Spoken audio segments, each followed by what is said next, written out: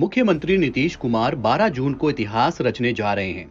2024 लोकसभा चुनाव में बीजेपी और प्रधानमंत्री नरेंद्र मोदी को परास्त करने के लिए पटना में विपक्षी एकता की बैठक होगी।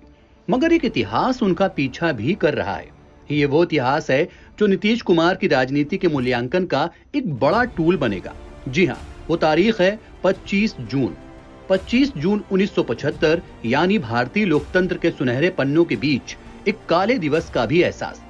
तब देश इंदिरा गांधी के नेतृत्व वाली तत्कालीन कांग्रेस सरकार की ओर से लागू आपातकाल का दंश झेल रहा था। तब लोकतंत्र की हत्या कर दी गई थी, प्रेस को सेंसर कर दिया गया था, विपक्ष के सभी बड़े नेताओं को गिरफ्तार कर जेल में बंद कर दिया गया था। तत्कालीन प्रधानमंत्री इंदिरा गांधी के आपातकाल की घोषणा की विरोध की राजनीति की उपज नीतीश कुमार माने जाते हैं। और नीतीश कुमार का वर्तमान उसी कांग्रेस युक्त गठबंधन के प्लेटफॉर्म पर विपक्ष को एकजुट करने को संघर्षरत है। मुख्यमंत्री नीतीश कुमार का सियासी सफर जेपी आंदोलन के साथ शुरू हुआ। 1977 में वो जनता पार्टी में शामिल हुए। 1989 में पहली बार जनता दल के टिकट पर लोकसभा चुनाव के मैदान में उतरे और जीत हासिल की। कुछ महीने के लिए राज्य कृषि मंत्री रहे। साल 2000 तक इनकी राजनीति केंद्र में कृषि, रेल और ट्रांसपोर्ट मंत्री के पदों पर रहते मजबूत हुई। बिहार की राजनीति का टर्निंग पॉइंट साल 2000 में 8 दिनों के लिए बिहार के मुख्यमंत्री बने।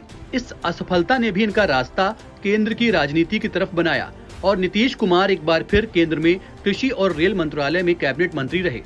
2004 में आम चुनाव में छठी बार जीते और संसद में जनता दल यूनाइटेड के लीडर बने।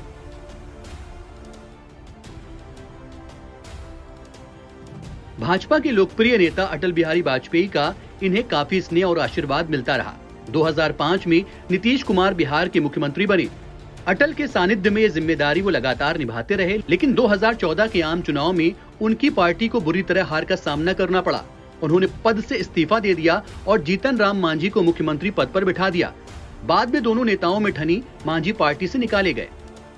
फरवरी 2015 में एक बार फिर से वो बिहार के मुख्यमंत्री बने, लेकिन इस बार वो आरजेडी सुप्रीमो लालू प्रसाद की पार्टी से हाथ मिलाकर सत्ता में आए, जिनके जंगल राज और भ्रष्टाचार के मुद्दे पर विरोध कर सत्ता का स्वाद चखा था। लेकिन तब बीजेपी पर इल्जाम लगाया गया कि वो अब अटल अडवाणी की पार्टी नहीं रही। यहाँ से नीतीश कुमार के उतार चढ़ाव की राजनीति शुरू हुई। भाजपा तब प्रतिपक्ष की भूमिका में रही, मगर 2017 में एक बार फिर नीतीश कुमार ने बीजेपी से हाथ मिलाया और राज्य की बागडोर संभाली। 2020 का चुनाव बीजेपी के साथ लड़कर नीतीश कुमार फिर मुख्यमंत्री बने, लेकिन एक बार फिर भाजपा से नाता तोड़ और आरजेडी से गलबैया की और आज सरकार में हैं।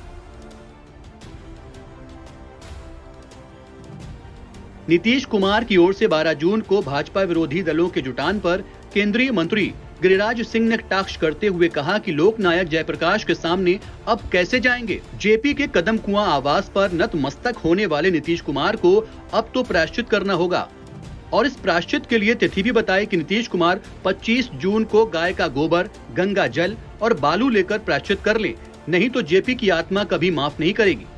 बहरहाल नीतीश कुमार की राजनीति दो शब्दों के झूले पर झूलती रही। जंगल राज के नाम पर वो बीजेपी से गलबैया डाल लेते थे और सांप्रदायिकता के नाम पर आरजेडी से। अब समय के धरातल पर नीतीश कुमार का जब मूल्यांकन होगा तो राजनीति की दुनिया में जिस किसी से हाथ मिलाया उसके आधार में देश या राज्य था कि नहीं, या फिर सत्ता समीकरण को देखते या राजनीतिक दबाव से मुक्त होते, ये जो परिवर्तन हुआ है उसका मूल्यांकन होना शेष है। मूल्यांकन तो आपातकाल थोपने वालों का साथ देने के लिए भी होना है। सामना तो उनका भी करना पड़ेगा जिन 1 लाख से अधिक लोगों को भेजा गया था। 25 जून की आधी रात को अपनी सत्ता को बचाने के लिए इंदिरा गांधी ने देश में आपातकाल लगाया, प्रेस सेंसरशिप लागू की, राष्ट्रीय स्वयंसेवक संघ पर प्रतिबंध लगा, 1 करोड़ से अधिक लोगों की नसबंदी की गई।